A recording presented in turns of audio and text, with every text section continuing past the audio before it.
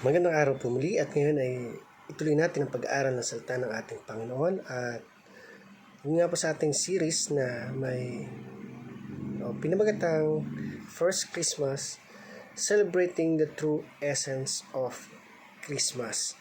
So, kahapon ay una nating tinalakay yung pitong katauhan o pitong tao or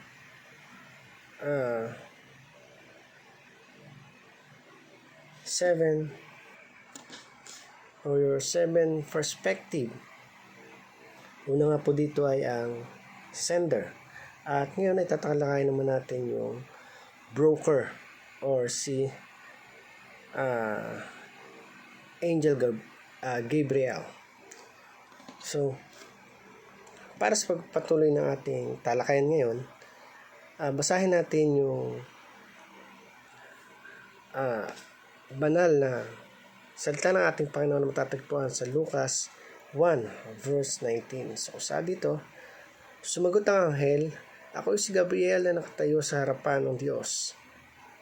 Isinugo niya ako upang dalhin sa iyo ang magandang balitang ito." So first is the sender, second is the broker, si Angel Gabriel.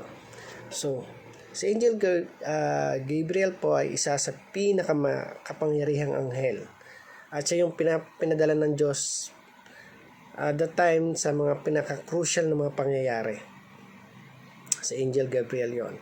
Sinugo si Angel Gabriel that time sa panahon ni Daniel at siya yung nagturo sa mga kapahayagan at siya rin ang sinugo nung malapit ng mag 490 years sa nalalapit na kapanganakan ni Hesus Kristo at siya rin yung gumaganap na mediator o tagapamagitan that time. So si Angel Gabriel din yung nagsabi kay Zechariah na kahit dun sa time ng katandaan niya ay ipanganganak pa rin niya si John the Baptist. So, basahin natin yung unang teaching na nais ipahayag sa atin about sa broker na si Gabriel. Si Angel Gabriel. Sabi dito, Gabriel sees the first Christmas as the beginning of the redemption. So, si Angel Gabriel that time is siya yung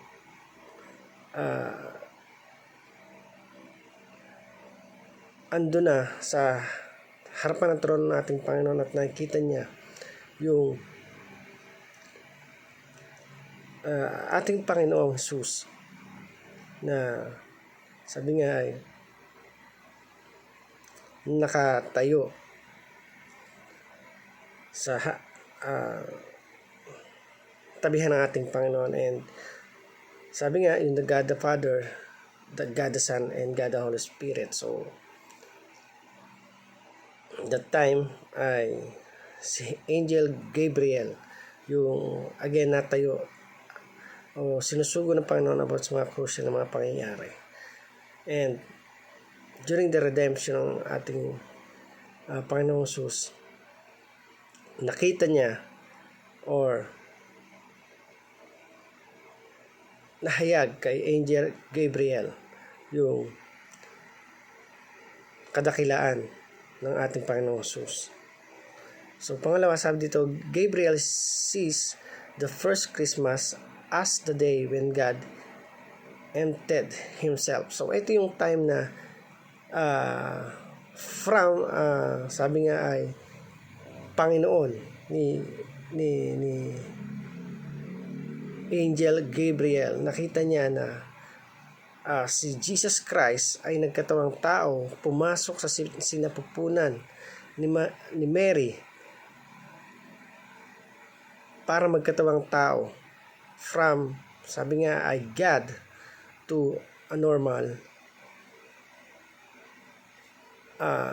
creation or people at na-amaze si Gabriel at nakita niya doon kung paano ibinaba ng Panginoon yung kanyang anak para magkatawang tao para i-save ang nakararami, which is tayo yon. So sa pamamagitan ni Jesucristo, nagkatawang tao siya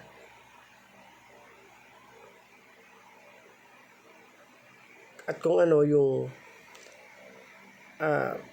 pagkakakreate sa atin bilang mga tao, ganun din inilabas ang ating Panginoon o pumasok sa sinapupunan ni Mary si Jesus Christ as, sabi nga, ay a human like us. Tunay nga na napakadakila ng ating Panginoon.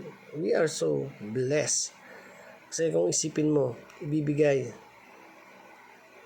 ng Panginoon, ng Diyos, yung kanyang anak para isib yung bawat isa sa atin. Kaya sa bawat isa na talagang kung makikita nyo na kaya ba natin gawin to, kaya ba natin i-sacrifice yung isa man lang doon sa mga anak natin para ma-save yung lahat. Pero again, it's a God, a Son of God.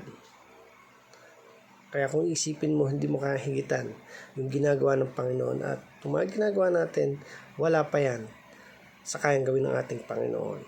Pangatlo, sabi dito, Gabriel sees the first Christmas as God's amazing grace. Doon nakita natin talaga yung habag ng ating Panginoon na kahit gaano tayo makasalanan, kahit gaano tayo nakakagawa ng mga pagkakasala, tinubos na tayo ng ating Panginoon sa pamamagitan ng kanyang nag-iisa-isahang anak, bugtong na anak, upang bigyan tayo ng karapatan. Sabi nga ay tumawag tayo ng Panginoon sa kanya.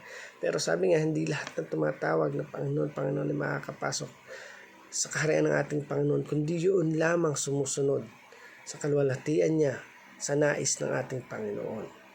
So para naman po sa ating application, sabi dito, una, let us look at Christmas as a sign of God is faithful to His promise.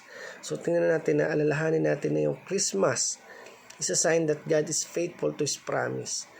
Ito ay nagpapaalala na ang Panginoon ay faithful sa kanyang mga pangako sa atin at hindi niya tayo binigo, bagkos ay pinakita niya na ako yung Diyos na dapat mong sambahin at papurihan, pasalamatan, sapagkat never ang Panginoon nagkulang sa buhay ng bawat isa sa atin. Pangalawa, sa dito, let us look at Christmas as a sign of God's sacrificial love. So, nung ibinigay ng Panginoon yung kanyang bugtong na anak, sabi nga, ito yung sign of His sacrificial love for us. Nung ibigay mo yung anak mo, ng bugtong na anak mo para lang save yung bawat isa sa atin. Pangatlo, sabi dito, let us look Christmas as a sign of God's abundance grace. Ito yung talagang yung habag ng ating Panginoon, walang hanggang kadakilaan at pagmamahal ng ating Panginoon na yung kanyang bugtong na anak ay ibigay niya sa atin para bigyan tayo ng panibagong pag-asa, ng pagkakataon na makalapit sa ating Panginoon na walang ibang dapat sambahin na Diyos kundi siya lamang. Siya yung nagbibigay buhay, siya yung nagbibigay pag-asa, ang nagbigay sa atin ng lahat ng bagay na meron tayo. So, huwag natin sayangin yung pagkakataon na yung pagmamahal at pag-ibig ng Diyos ay patuloy nating nararanasan until now. We need to be very thankful and we are so blessed na may Panginoon tayo na handang iligtas tayo kahit gaano tayo kamakasalanan. But God, He choose to love us and save us. So again, I hope may natutunan tayo dito sa pangalawang perspective na pinag-aralan natin. Una, again, yung sender, and the second is the broker. So again, thank you for watching this video. I hope you learned something and God bless you.